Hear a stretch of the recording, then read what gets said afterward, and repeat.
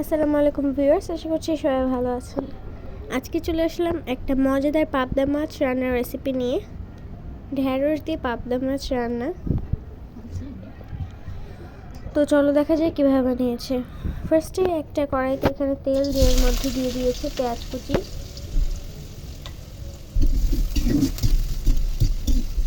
পেঁয়াজ কুচি দিয়ে কিছুক্ষণ নাড়াচাড়া করে ভেজে নেওয়ার পরে এর মধ্যে দিয়ে দেবে সরিষা বাটা এবং জিরা বাটা।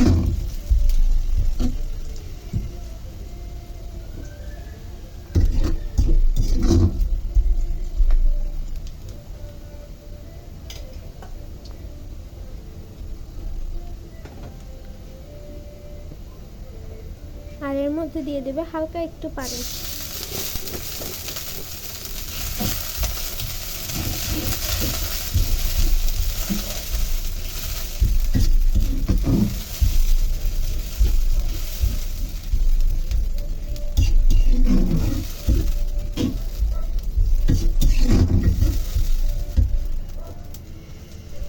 তারপর এর মধ্যে দিয়ে দেবে মরিচের গুঁড়া, ধনিয়ার গুঁড়া এবং হলুদের গুঁড়া দিয়ে আরও কিছুক্ষণ রান্না করে এর মধ্যে দিয়ে দেবে আরও অল্প পরিমাণে পানি।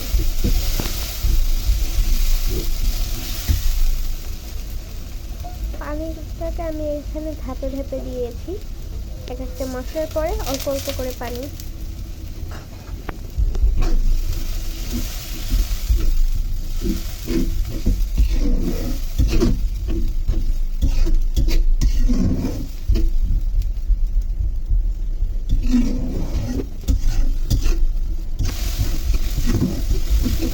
তারপরে এটাকে কিছুক্ষণ রান্না করে নেওয়ার পরে এর মধ্যে দিয়ে দেবে আগে থেকে কেটে ধুয়ে রাখা পাবদা মাছগুলোকে।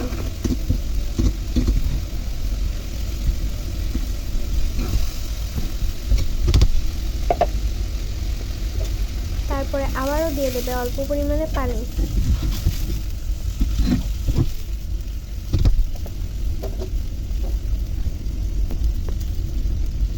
এখন এর মধ্যে দিয়ে দেবে অল্প পরিমাণে লবণ।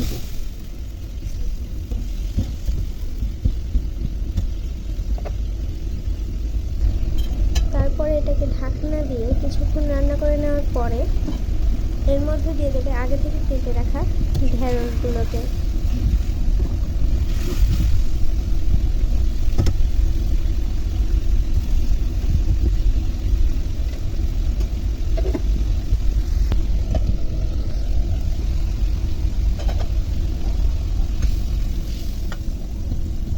তারপর আবারও দিয়ে দেবে অল্প পরিমাণে পানি।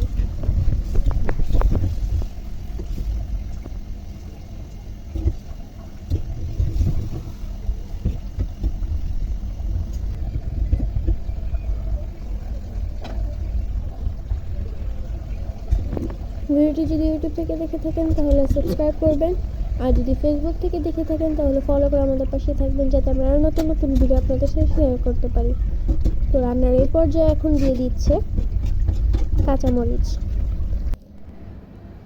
রান্নাটা হয়ে গিয়েছে, এখন এটাকে বাটিতে পরিবেশন করে নিয়েছে। তো এই তো আজকের ভিডিওটা ছিল এই পর্যন্তই। সবাই ভালো থাকবেন, সুস্থ থাকবেন। আল্লাহ হাফেজ, আসসালামু আলাইকুম। এবং ভিডিওটি ভালো লাগলে অবশ্যই লাইক করে দিবেন। আর এই মজাদার রেসিপিটা আপনারা বাসায় ট্রাই করবেন এবং কমেন্ট করে জানাবেন কেমন হয়েছিল খেতে।